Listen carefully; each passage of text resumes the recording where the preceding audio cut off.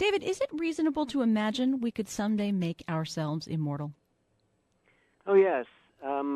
It's obvious that the things that make humans die, I'm talking about natural causes as opposed to accidents and wars and so on, are all just technological matters, and we have already solved them. We've increased human lifespan from its natural level of 20-something up to 80-something or whatever it is now.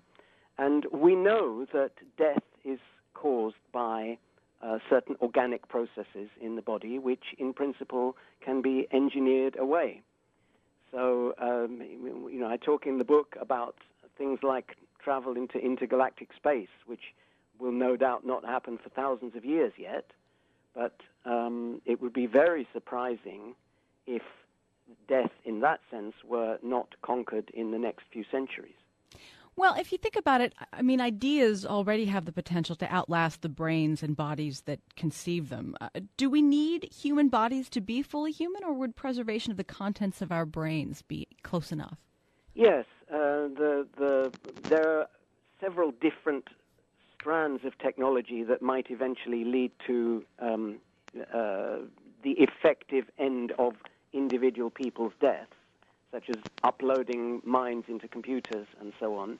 I don't know which of those will come first. They're all of similar level of technological difficulty, so the chances are that pretty soon after one of them is invented, they will all be invented, and we will think it just as ridiculous not to back up our minds onto some backup medium as we do today not to back up our life's work from a computer. What an interesting series of challenges we would have then deciding who deserves to be backed up, because surely there would be a financial cost to this. Well, there will no doubt be a transitional period during which the technology will be too expensive to apply to everybody. That is already the case. After all, there are medical treatments now that can save some people's lives, but cannot save the lives of everybody with that disease.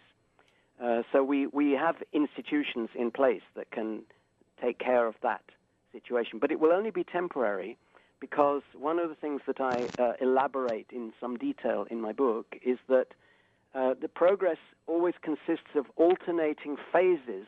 First, a creative phase, which solves the fundamental problems, and then what Thomas Edison called the perspiration phase, where we optimize things. And the thing about the perspiration phase is that it always can be automated.